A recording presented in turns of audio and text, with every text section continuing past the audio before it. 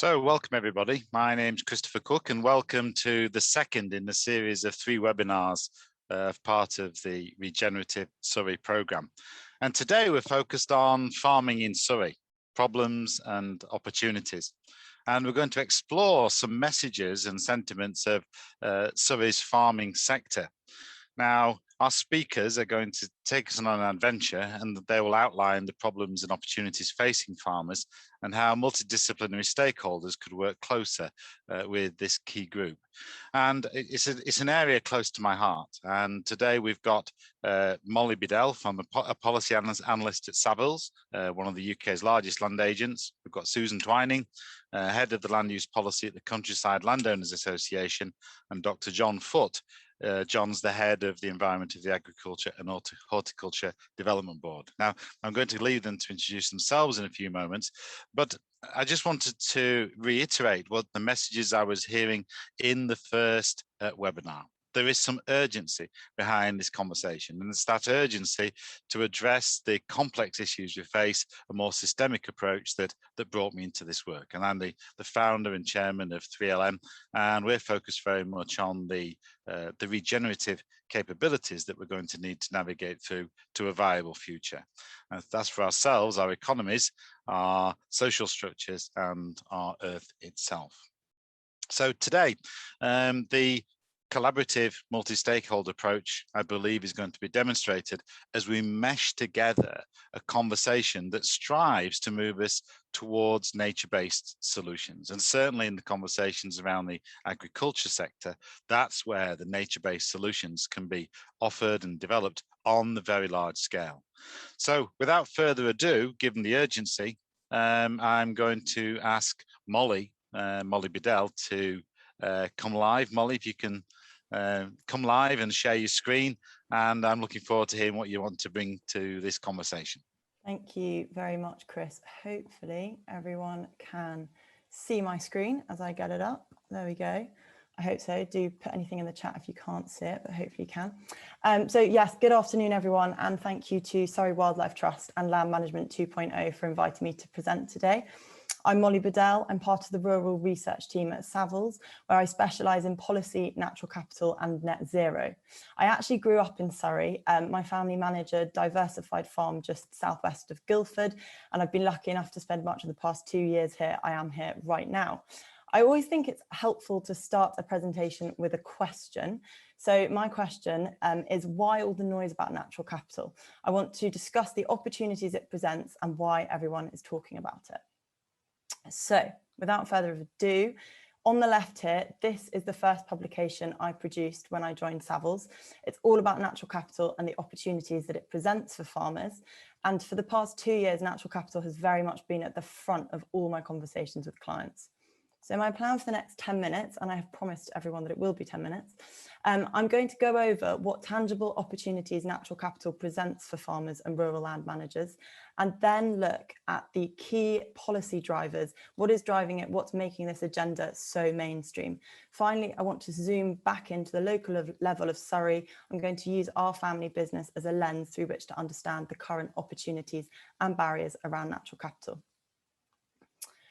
So let's just start with defining natural capital, because I do think it's a term that is frequently bandied around, but can often become confused or misunderstood. Essentially, it's everything that makes up natural ecosystems, from air to water to rock. It's most commonly defined as the world's stock of natural resources. And this diagram here at the bottom of the slide demonstrates that stocks of natural capital deliver flows of ecosystem services which hold a value to society.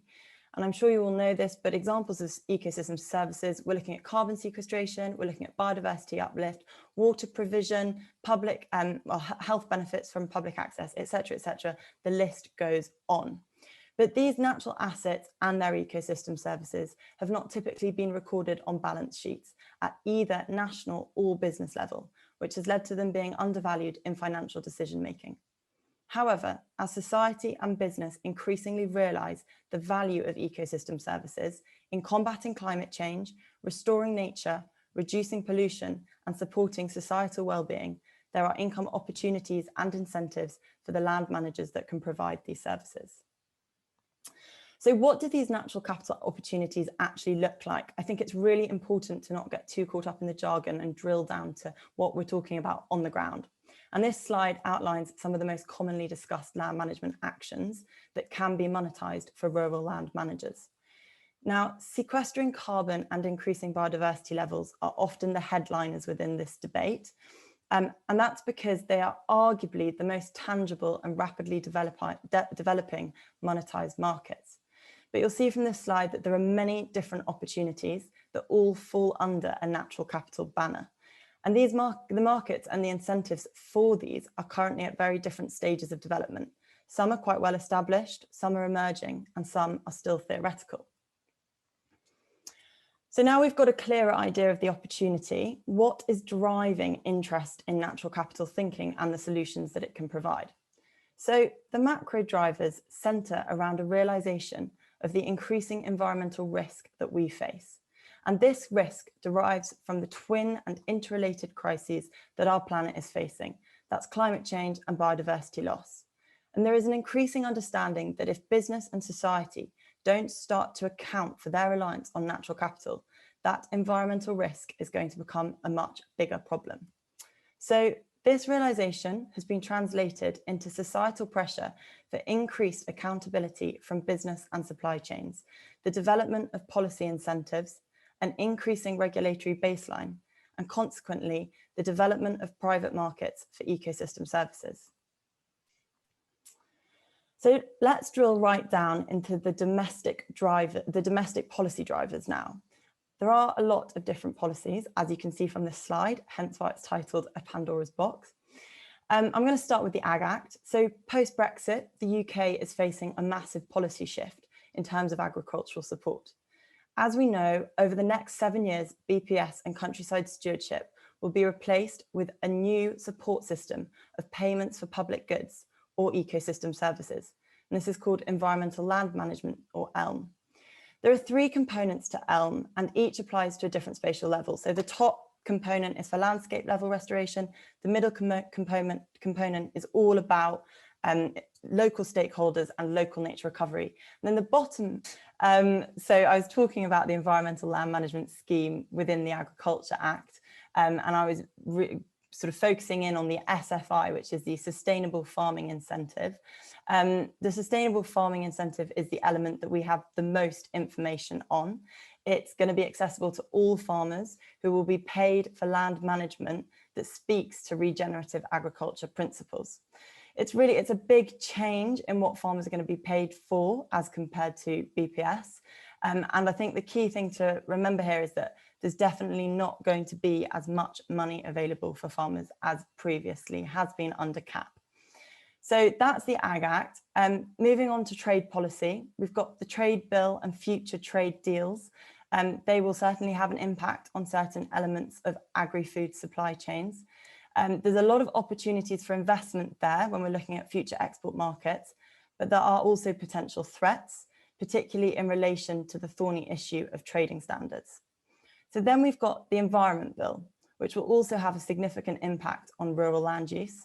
In here, we have the introduction of the polluter pays principle, which will mean that landowners have to mitigate any pollution risks they have, which will likely result in an investment in the environmental resilience of their land. But then we have a huge opportunity as well through the Environment Bill, and that's through the introduction of mandatory biodiversity net gain. And that's going to be for all future development, which will generate a market in off-site biodiversity unit creation, which will provide new income opportunities for land managers. And then in the middle there, we've got the National Food Strategy. So that's Henry Dimbleby's. Part 2 was released last week. There are some really interesting proposals in there. I think one to be particularly aware of is the 3-way rural land use split that has been proposed between land for nature restoration, land for regenerative agriculture, and land for high-yielding calorific production. Another headlining proposal in there is the 30% reduction in meat consumption. So what this strategy does is it proposes some really big shifts or acrobatics in land use, which speak to mainstreaming natural capital thinking whilst continuing to grow nutritious food. And finally, down the bottom, we've got the mothership that is climate policy. So we know the target is net zero by 2050 for the UK, which is globally one of the most ambitious targets. But there is a big policy gap that we're currently facing in terms of reaching that target. And I think how that will happen is as of yet quite unknown. Rural land is both the problem and the solution in the face of carbon emissions. We're likely to see both incentives and increasing regulation. So not only is there a huge diversity of policy that impacts the rural sector, providing opportunities for natural capital investment, but I also want to make the point that within these policies, there is a very fine line between increasing opportunities and an increasing regulatory baseline. So it's very much a carrot and stick situation, and we're trying to navigate our way through at the moment to see which will have more of an impetus. However, it's not just about policy. In fact, public funding pales into significance when we look at the opportunities that the private market can provide. And I know that Susan will speak more about this in her presentation. But increasing requirements for business accountability, so whether that's through the Task Force for Climate-Related Financial Disclosure or the Task Force for Nature-Related Financial Disclosure, mean that business is starting to take this seriously. And this is creating significant opportunities for rural land managers. So, for example, we're seeing more and more retailers and producers within agri-food supply chains committing to net zero. Morrisons and McCain are two companies who've made announcements recently. And suddenly, the ability to provide offsets and manage a farm's natural capital for environmental benefits becomes part of legitimizing a farmer's market access. But not only that, we're also seeing the demand for ecosystem service in private markets grow rapidly. So an example here that I'm sure everyone has heard about is the demand for voluntary carbon offsets. The global demand for nature-based voluntary carbon offsets increased 30% in 2018, and the task in 2019, sorry, as compared to 2018. And the Task Force on Scaling Up Voluntary Carbon Markets reported that to meaningfully achieve the Paris Agreement, voluntary carbon markets need to grow by at least 15 times by 2030. So that's an enormous amount of scaling that we need to see. I think it's really interesting that policy is working to drive these private markets. We can look at things like the Woodland Carbon Guarantee or the Natural Environment Investment Readiness Fund, which are examples of public funding to generate the development of private marketplaces. Arguably, the opportunity within these markets has more potential than relying on the dwindling public purse. So I'm really quickly going to zoom back into Surrey. I'm going to outline how we are thinking about this emerging agenda from our farm near Farnham. None of this is that new. I think it's really just about how we understand our assets and who we engage with in terms of the land management practices. So here are just a few of the things that we're thinking about on our mixed estate. We've got regenerative agriculture in there, looking at things like we've got a Pasture for Life accredited beef scheme, and that's all about increasing our soil carbon and tapping into niche markets. Biodiversity uplift, a lot of potential for biodiversity net gain within Surrey, being in such a developed area. So we're really waiting on policy to best understand how to make the next moves on that. Obviously, Surrey, the most wooded county in the UK, woodland carbon's always going to be a big topic. I think additionality is a key barrier here. And it's also looking at a question of carbon values and whether or not to sell and what's happening around market regulation when we come to carbon offsets. You've got everything there. You've got people, you've got offsetting, you've got looking at public access and how we engage with people. So I think it's about, we know what we have to offer, we know where we want to grow, and it's about how we communicate this to those who might be interested in broader investment. It's how to grow these initiatives and also who to involve. We are learning all the time. It is definitely a space full of known unknowns. And in terms of barriers, there's a lot to do with market development, how we define values, what timescales these things are provided over, et cetera, et cetera. It's a space that requires innovation and collaboration. It's not going to be solved overnight, but conversations like these are key. And so my final slide, these are my 3 key takeaways, which I always tell all our clients. It's about keeping an open mind, thinking flexibly, understanding that these opportunities can be bundled together, and not being siloed in approaching natural capital, and understanding that these income streams and opportunities, unfortunately, don't arrive ready-made on a plate, and some are more developed than others. So in order to fully optimize this new agenda, we're all going to have to think collaboratively and be prepared to innovate. Now, I hope you could hear me during that, Chris, and I didn't break up too much. I'm going to blame the dodgy Surrey Wi-Fi if I did. Well, I think that anyone who's listening to that presentation, Molly, will forgive the internet and link it together. So thank you for such a comprehensive presentation. I love that phrase, the known unknowns that we're working with. So Susan, without further ado, over to you. Right, so good afternoon, everybody, and thank you very much for joining us here. I'm Susan Twining. I'm the Chief Land Use Policy Advisor at the Country Land and Business Association. The CLA represent owners of land, business and property across rural England and Wales. And what I do in the land use team is we cover all policy areas related to farming, forestry and the environment. And increasingly, they're not three separate issues anymore. They're all very much coming together. So what I'd like to do today, first of all, I've just got a couple of slides about thinking about natural capital from a private landowner's perspective. Then I'm going to look at the opportunities and unfortunately the barriers, because there are some, and then a few things about what the CLA is doing to support our members. So thinking about the landowner's perspective, I would like, if you all just think about what is a private landowner, I always find this is fascinating, and I think it's maybe to do with dealing a lot with government, where if you ask what somebody thinks of a landowner, they will have one picture in mind of what a private landowner looks like, and it's not always complimentary, and they're vastly different. And I think, but they have that one image which then influences how they think about policies and what farming is. And I think one key point is that all rural businesses are very different. They have got some commonalities, one being that they're all generally SMEs, they're all relatively small businesses. They might have large land holdings, but they're relatively small businesses in terms of employees, and they are facing major policy and market challenges, as Molly has outlined. But they are hugely variable. Even within the county of Surrey, there will be masses of difference between their physical characteristics, the business mix that they have, the size of the business itself, the tenure. Some will be landowners, some will be tenants, some will be a mix of the two. There's lots of other options in between as well, such as share farming. So they're very different business models that people run through as well. But I think key to all this is the people and their aspirations. So you could have exactly the same farm in two places, but different people will have different aspirations and different objectives. And I think it's so key to any of this discussion about, particularly when it comes to collaboration and working with landowners to develop projects, is that there will not be two that will be the same. And there are solutions, and they're all valid business reasons or valid reasons why they might want to or not want to do certain things. The other thing around, from the landowner's perspective, is this language around natural capital.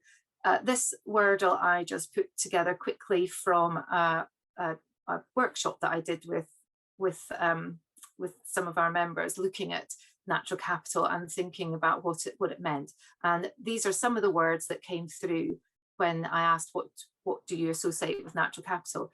And you can see that there's a huge diversity in the words, the nuances between the different words, what people think it might be, what it is, what it might not be.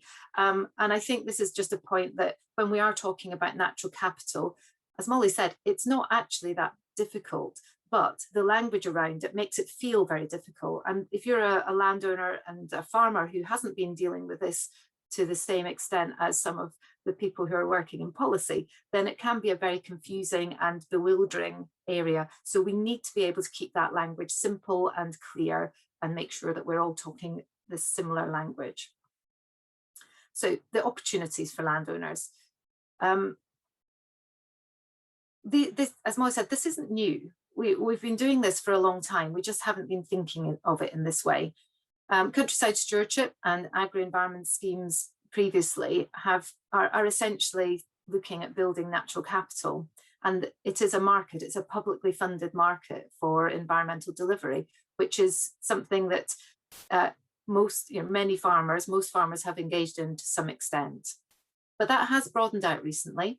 There are some of the private sector organisations are coming into the marketplace. So the water companies were one of the first businesses to start getting involved, looking at how they can protect water quality by working with farmers and getting them to do certain actions, whether that's fencing off water courses or reducing pesticide applications, so that they've got less of a need to put in heavy engineering and expensive filters into their water treatment works.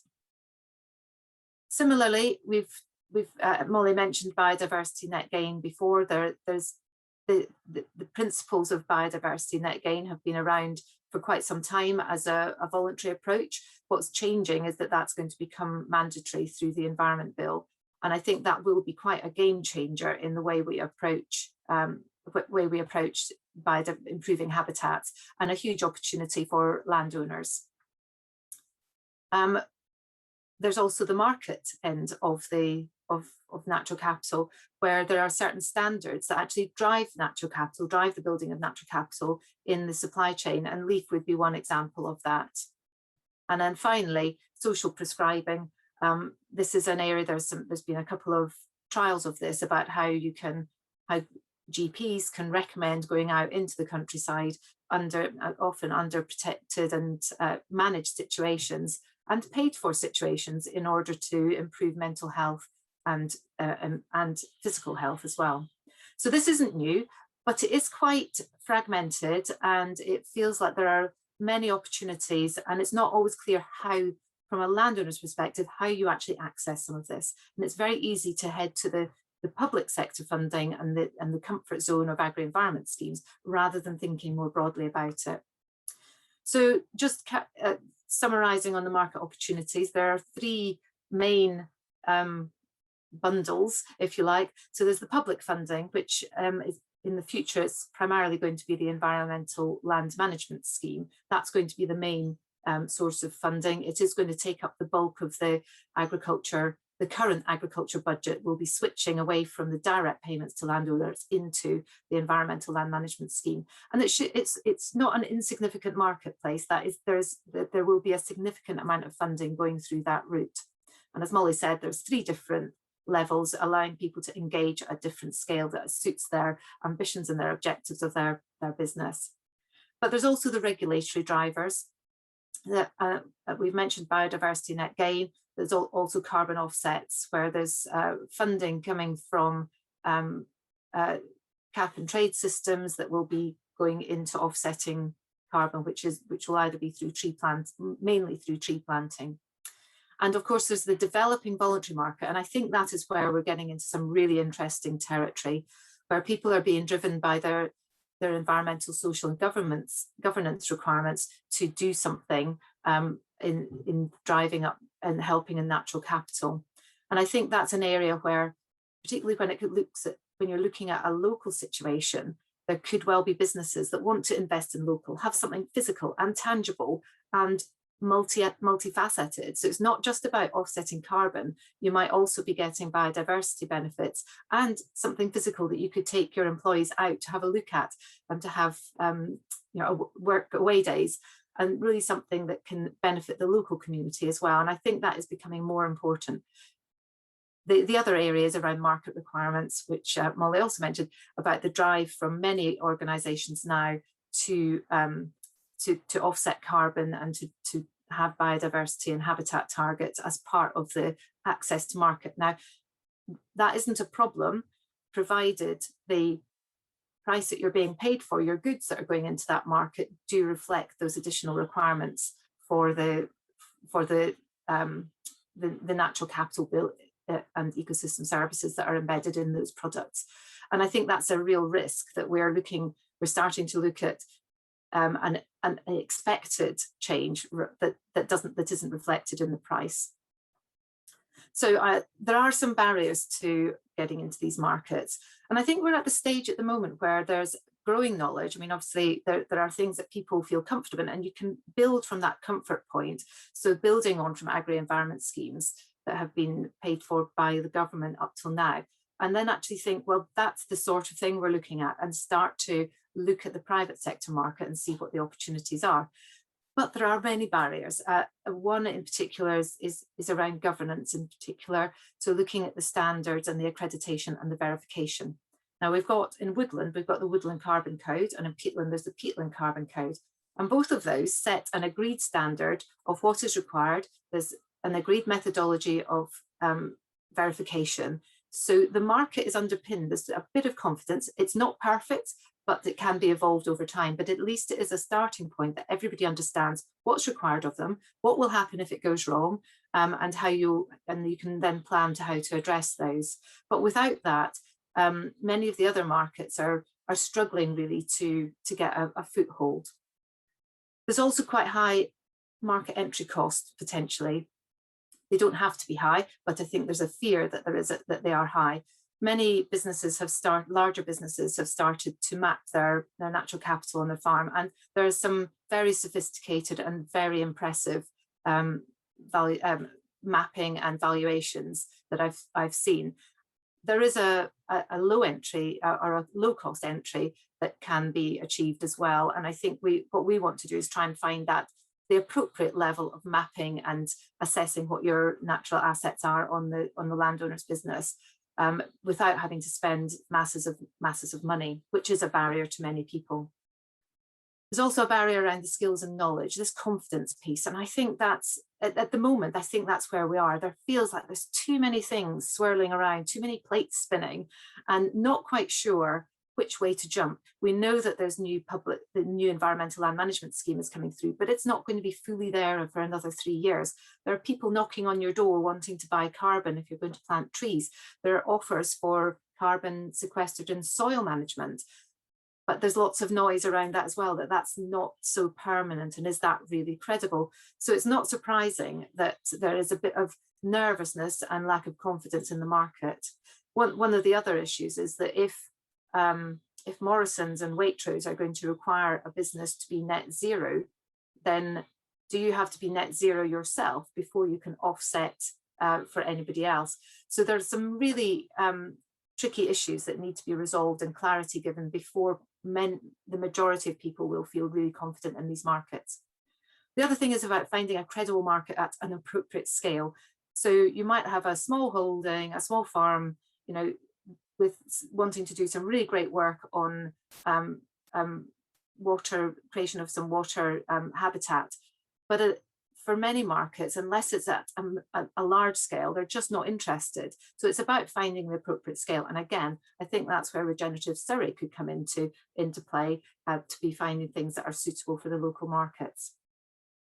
Then also there's the understanding risk. I mean, most landowners are quite adept at dealing with these sorts of risks about the contracts, the market variation, and the physical delivery. But when it comes to something that is maybe less tangible than a ton of wheat, you're actually looking at a ton of carbon or the appearance of certain wildlife, then it becomes a little bit uncertain. And again, there's a confidence aspect, but it's clear that we could understand the risks. And there are some products coming on the market to help deal with that risk as well now.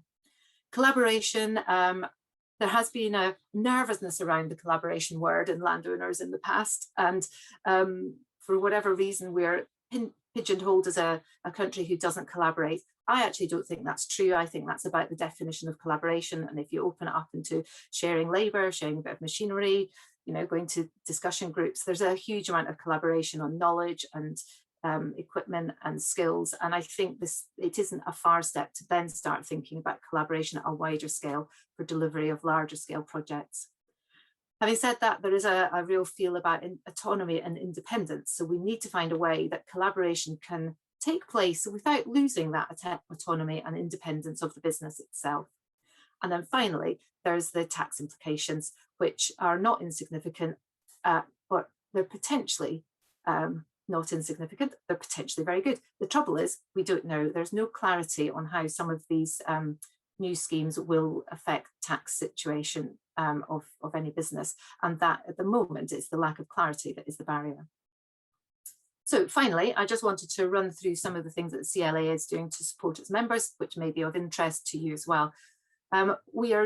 We produce guidance notes, and we've run a series of guidance notes about natural capital, looking at what the market looks like, looking at what the supply chain of natural capital is. So who do you go to if you want to do a natural capital measurement and assessment, through to if you want it, looking for a market for your goods, and brokers and aggregators, a whole new language for many people. So we've set that out, right through to looking at natural capital tools and how to develop a plan for your business. We've also got a very good introduction to natural capital that kind of strips those 3 guidance notes down to the essential, so you don't have to go through the detail to just get the overall picture depending on where you're starting. We also have a rural asset management plan, which is broader than just natural capital, but it's a way of taking you through the steps of assessing all your assets, not just natural assets, and it has proven to be very helpful for many businesses. And coming soon, we've got new guidance notes, one on understanding carbon markets and another one on funding for trees and woodland, which is relatively complex. It's not always straightforward to know where to go because there are many opportunities there. We have a website information. We've got 2 information hubs, one on natural capital assets and one on agricultural transition that includes all the details about environmental land management scheme. And there's also a wealth of other information on our website if you wish to have a look.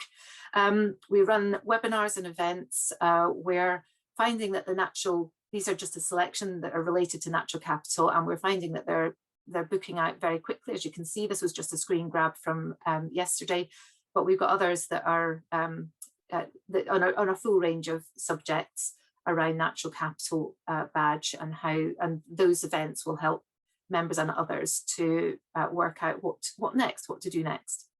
And then finally, on the policy and the project side, we do a lot of lobbying on this. We work with DEFRA a lot, particularly around the ELM. The land management contract document that you see there, that was our vision for a public goods programme that was published in 2018. And it's kind of, we keep going back to it because there's some really good thinking in that is now coming through into the design of the environmental land management scheme.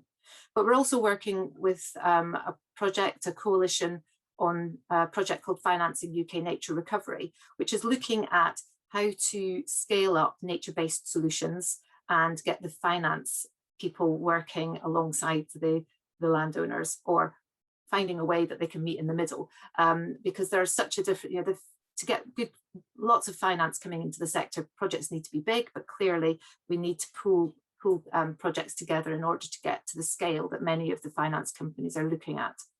We're also working, I've got a slide there about a picture there about the task force on scaling voluntary carbon markets. That's the one that Mark Carney is fronting, which are doing some great work on a global scale, but there's also a UK version looking at how things can operate in the UK. And finally, on the Sustainable Soils Association, one of our priority areas at the moment is looking to see whether we can develop a soil carbon code and how that would work, because I think that could be quite a game changer for many landowners. It's not just about trees, which is, has got significant barriers to change, but the soils could be a very big game changer for carbon markets. And then this is the sort of advice that we tend to give to our members. The starting point, what do you have? So map your assets. Doesn't have to be clever. It's just a map with what you've got, where it is. Then think about what could you do more of. Are you using the land in the best way? What are the opportunities for building natural capital? And are there neighbours or local organisations that you could collaborate with? And then develop the market opportunities. So gather information about the markets, the grants, the new schemes, and then seek specialist advice and training where necessary, and critically liaising with local organisations, because as I've said, there's not much of this is going to happen without collaboration, and that is going to be key to the future. And I think that's it. Thank you. Susan, thank you. I'm holding on to that phrase, the tricky issues you highlighted in that superb market analysis, and you can certainly see how you're operating in a wide diversity of contexts. So thank you for that. Now, John, it's over to you, the final piece of the jigsaw puzzle for today. Thank you very much. And thank you very much for inviting me along today. So let's get the presentation up. So I'm the head of environment at AHDB. We are a statutory levy board and support our levy payers to be more sustainable, be more profitable. The team works across a wide range of issues across the UK, and it's not just within the sort of Surrey area. So we've already touched upon the changes in the sort of farming support systems, and we've won some money from DEFRA as part of the AHDB Resilience Fund, where there is just over £4 million that we bid for. And what we're going to do is work with over 10,000 businesses to sort of start to talk about what's happening in terms of changes to the BPS schemes and countryside stewardship schemes. So we're going to use lots of channels to do that and sort of raise awareness of what these changes are and what they mean for farmers themselves. Because we strongly believe that without being able to understand the changes to the support schemes and ensure that the business is on a sustainable footing, it is going to be extremely difficult for those farms to then deliver greater sustainable outcomes if they're not making money there. And we do see the two going hand in hand. We also strongly believe that, you know, agriculture has a significant role to play in helping to deliver biodiversity, as well as carbon savings and a wide range of environmental goods and services. But this has got to be done as part of a land sharing, not necessarily a land sparing approach. And, you know, that may differ from other organizations. And that was in the food strategy where it suggested the 3-box model as well. So how do we help farmers? Well, we start by, you know, raising awareness, but then looking at the impact on their business. What does it mean for them?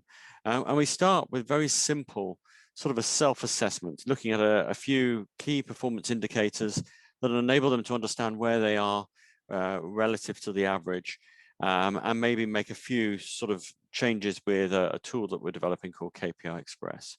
That will give them an idea of, you know, they're good, bad, indifferent, where they've got opportunities and hotspots to make improvements, and then they can then seek support from experts on a one-to-one basis to sort of think about more specific activities that they can do on their farm. That then leads into bespoke support. And we're looking, for example, at, you know, in enabling those farmers with consultants to sort of look at more detail within the farm business model, understand the economics of that farm, to sort of then maybe do a bit more benchmarking work to understand where they are relative to their peers, but also to deliver and build upon some work that we've been doing in terms of environmental and carbon audits. And you know, really to set their business up to be ready for that new future. So in terms of the nuts and bolts of what we're doing environmentally, we're starting off with, as I've sort of put in this slide, it's as easy as ABC, those very simple KPIs that help, you know, understand where you are. Then moving into sort of using the farm carbon audits, and we've piloted this approach through our own farm network. Sorry, I'm trying not to cough. And in those networks, what we've done is we've gone out and we've provided farmers with an auditor. The auditor has worked with them to understand their business, to understand where there are opportunities to reduce carbon, and then work with the farmer to develop an action plan.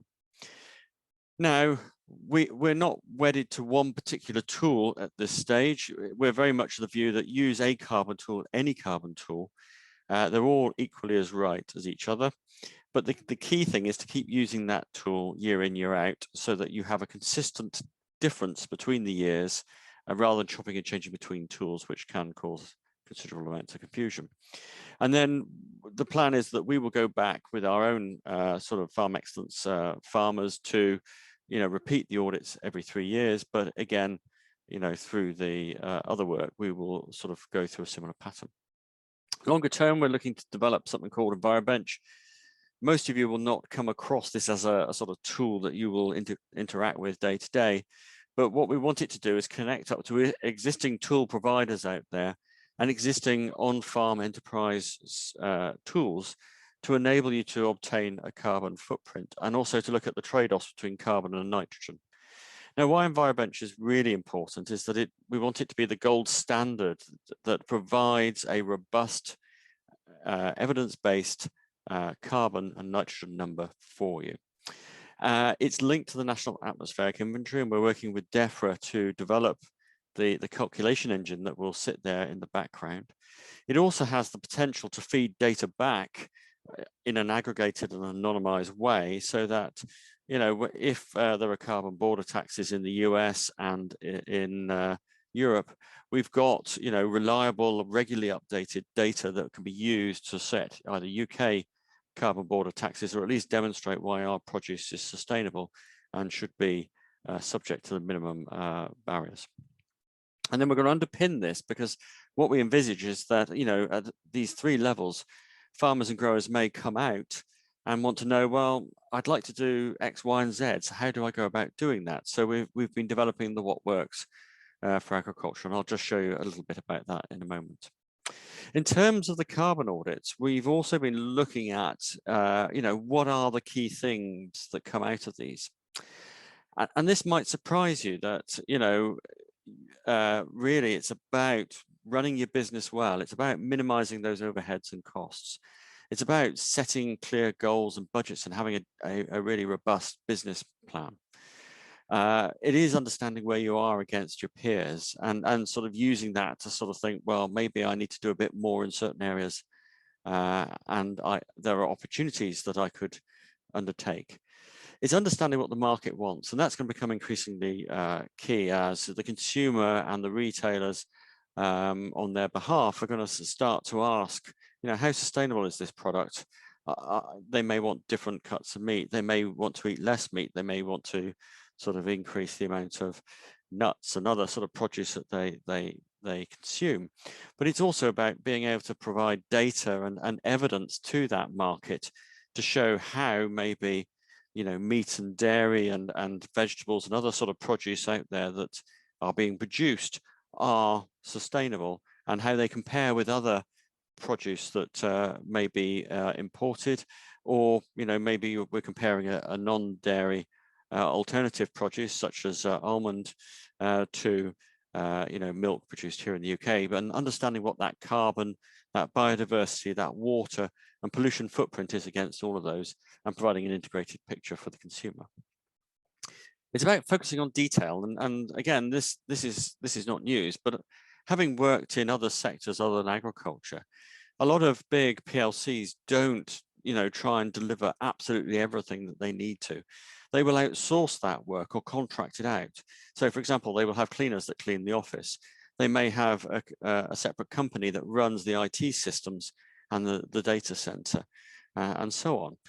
Even to the point where they outsource HR functions. Whereas your average farmer is trying to do all of that at the same time as delivering the sort of cash crop, the economic prize for that business. And that means that they're probably trying to do too much, and there's less focus on the bit that makes the money. So, you know, maybe there is a bit more focus on where is that money-making opportunity and where do you put most of your time. We really want to drive, you know, change and innovation, and that's why we've been working on the what works for agriculture, to sort of enable us to capture, you know, the best of the research, best of international practice, and bring that to UK land managers and enable them to then think about which of these practices may I want to take on board and drive through the business. But doing it in a way which I would hope that you will see that actually makes it easy to get to that information, and you don't have to spend days trawling through, you know, Google and other similar systems. And maybe, you know, increasingly we'll see specialization, but, you know, with Regen Ag, there's this sort of tension as well about, you know, do we have mixed farms and mixed activities? And actually, I think you know, it's a bit of both, and it depends on the location and what you're trying to achieve, and the sort of labor costs that are a part of that. But, you know, all of that enables the farm to deliver greater profitability and therefore better environmental benefits. And the two do go hand in hand, and we've seen that on the farms that we've looked at. So very quickly, in terms of the what works for agriculture, we want to help farmers very quickly answer these three questions. What can I do to reduce the carbon footprint? Does it work on my farm? And how can I do it well? And at the moment, what we've done is to develop this what works center, very much focused on net zero, but the longer term goal is to scale it up and cover absolutely all activities that you know, land managers need to cover, including net gain, biodiversity, economics, and so on. And what I'm just going to show you is a slide that really shows the concept. It's not the website. I haven't got time to show you that today, but basically what, as a sort of a farmer coming to this, you would be looking at a number of practices, and you would We've got a search capability that gets you here very quickly, or you can come to it via Google. You can then see, well, I can lower age at first calving, and the outcomes are it reduces methane, reduces the number of young stock on farm, and therefore that's linked very much to profit and productivity. And you can see it reduces cost. And we give some indication of what the cost of change is to deliver some of these outcomes. We're very clear about where they work. Is it effective, or when not the jury's out in terms of effectiveness? So for example, biostimulants, it clearly shows that, there can be variable outcomes. We look at speed of change. Is this something you can deliver in less than a year, 2 years, or maybe it's something you can deliver for your grandchildren? And we think that's, quite key. We've had strong feedback on that from farmers as well. And then the strength of evidence is looking at, is it based on lots of well-replicated sort of research, or is it just one sample and therefore not very robust? But most importantly, we want to be able to capture from, farmers, land managers, etc. Does this really work in the real world? And if it doesn't, then it gets a lower score. So we've got very robust standards that sit behind this. And the idea is that, you can almost use some filters like you would for your TripAdvisor holiday booking and get to this information very quickly. One example I'll give you is when we were looking at diffuse glass for horticulture, we had 64 million hits.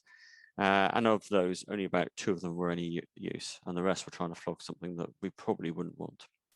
So it's very much helping farmers to do that research and drive that innovation into the sector, because generally innovation in the UK agriculture lags our international peers. We do not compare well on that front.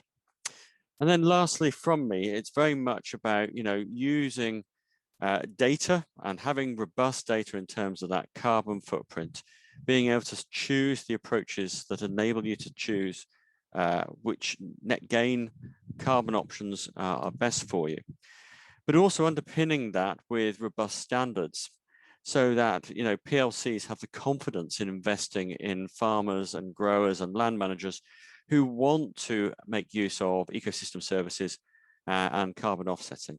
And at the moment, the markets are not very mature. And we heard earlier that the carbon code for woodland and the peatland code are about the best that there are out there in terms of being very transparent and very robust.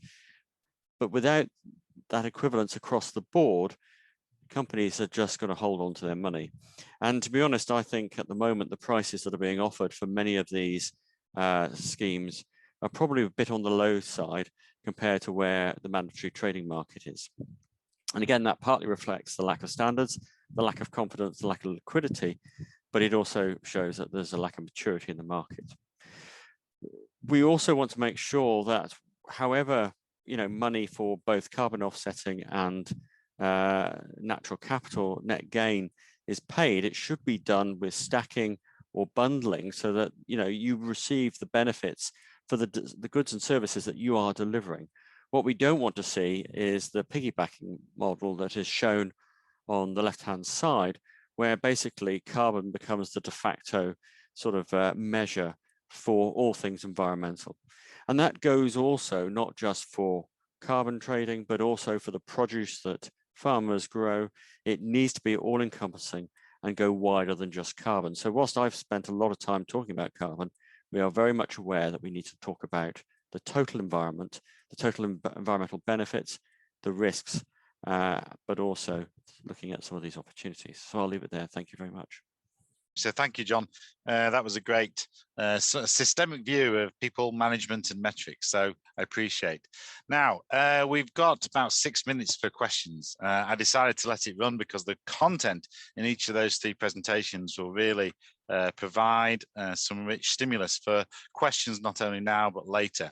And I want to go straight into, and if Sophie can follow me, there's a Peter here has a question that I'd like to start with, and it links to the consistent message from all 3 speakers, but I'd like Molly to pick up on this one.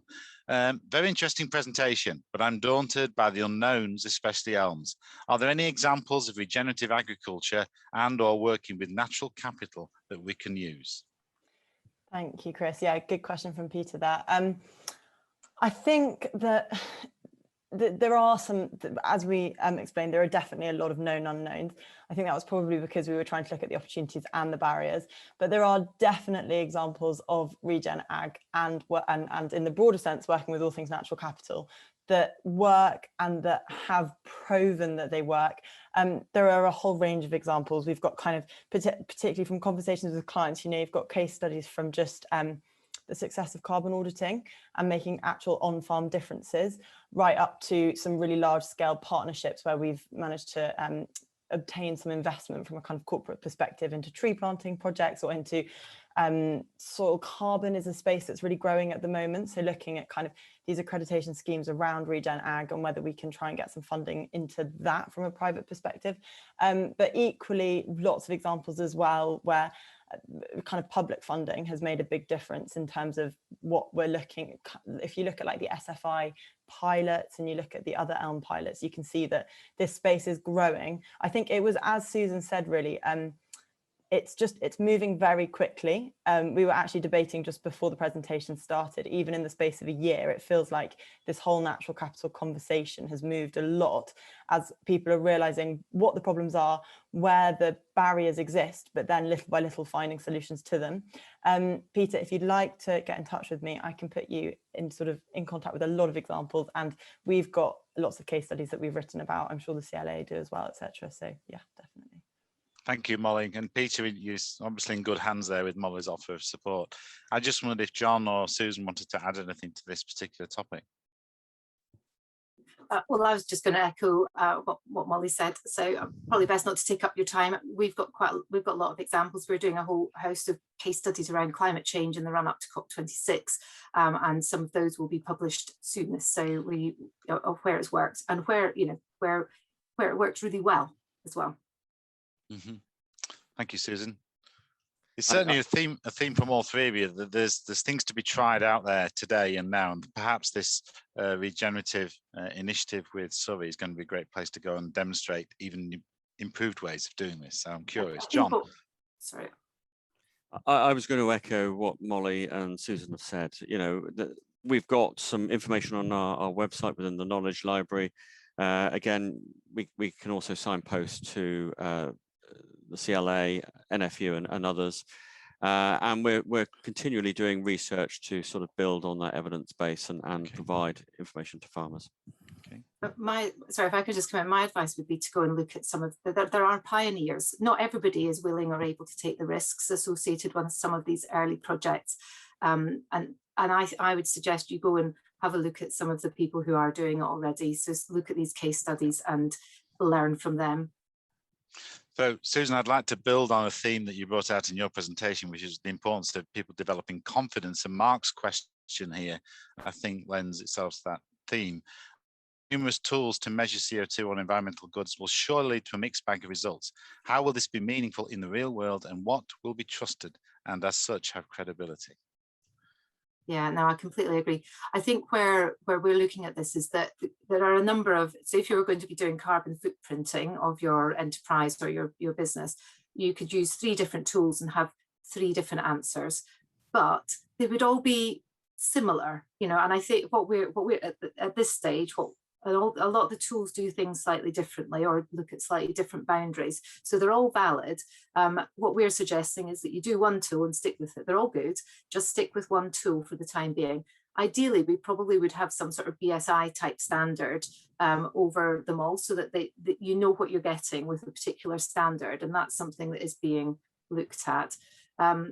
And in terms, so there's the sort of the accounting side, there's also the measurement. And I think the actual measurement of carbon is where it gets more difficult to be standard. But I think we're learning all the time, and you get to something quite quickly that is practical, pragmatic, not perfect, but is good enough. And then you gradually build. And I just think we're in that process. So I don't think you should get too anxious about the actual measurement of things. At this stage. And you don't need to measure everything, particularly with carbon accounting. We pretty much know the things that are going to be the biggies. And if you do the actions that you take, you don't need to measure in order to know what you should be doing to challenge your business. Thank you, Susan. Good advice for us all as we listen to that. Now, I think being approximately right is going to be a good theme for us to take forward from today. And I'm conscious that we've just got a couple of minutes left and I do need to close down, and I'm under orders to make sure we finish on time. So apologies for any of you who've not had a chance to have your questions aired. So let's make sure those questions get carried forward into the online conversation. But there's an anonymous attendee here, and I really would invite the anonymous attendee to put his name or her name in next time. But one word or a few sentences here, John, from a scientific perspective. Last year, when everyone was locked down, no one was going anywhere. I read the paper that the real cause of pollution were the cars, planes, etc., and that actually cows were not the main polluter. Important for agriculture, this, John. So sure, it is unfair to blame cattle. There obviously are too many people in the world who are ultimately causing the pollution. So final word from the science end. I would say, yes, it's population growth that is, driving a lot of the problems, but it's driving competition for water, clean air, fossil fuels, food, and high quality protein. And a lot of the world is looking for those high quality proteins. So I think maybe one of the debates that should be had is where should we be growing certain crops, globally, which then means that they have the least impact. And surely we should be maybe looking to grow produce in this country where we're best suited to deal with that, because we've got, relatively plentiful water and in many cases, fresh grass or whatever other produce that may be suited. So I think we need to look at those scenarios as well. Thank you, John. That's a great way to bring us to a close and really posing the question, what is it we really want, and that brings all these various strands together? And certainly I'm aware of my history with ISO 9000 and others, where it's the conformance to the requirements of society. And perhaps what we're all doing in this conversation is help society shape its requirements for tomorrow today. So I'm very grateful to all three of you for providing such rich input. I do apologise we've not had a chance to cover all the questions, but I'm sure that Sophie will make sure these questions get carried forward into the online chat environment. So thank you all for attending. And next week, the conversation is going to move on to explore local government's role in the way that land is managed in Surrey. I will certainly see if I can attend that one. We'll also explore the work of community groups who engage in Surrey's natural spaces and seek to understand their land management priorities. And I do hope that they pick up some of the themes from today. The link to that session is being put into the chat, and I believe that Sophie is doing that for me, and she's just done that. So also, just to remind you all who've joined the call today, and thank you so much for doing so, please join the Regenerative Surrey online community. It's your chance to have your say, both on what you heard on this webinar and continue the conversations, but also outline what you would like to get out of this. As we heard today, a lot of this, as Susan told us, is about your aspirations and what you want out of this, an important theme from today. So the Regenerative Surrey programme and the link to the community should also be in the chat, and I can't quite see it, but I'm sure that Sophie's one step ahead of me as we do that. So as we come to the exact second, I'm actually on time for once. I want to say have a lovely evening. Thank you to our three speakers. Thank you to Sophie for helping us out with the administration, and we look forward to seeing you all next week. Thank you.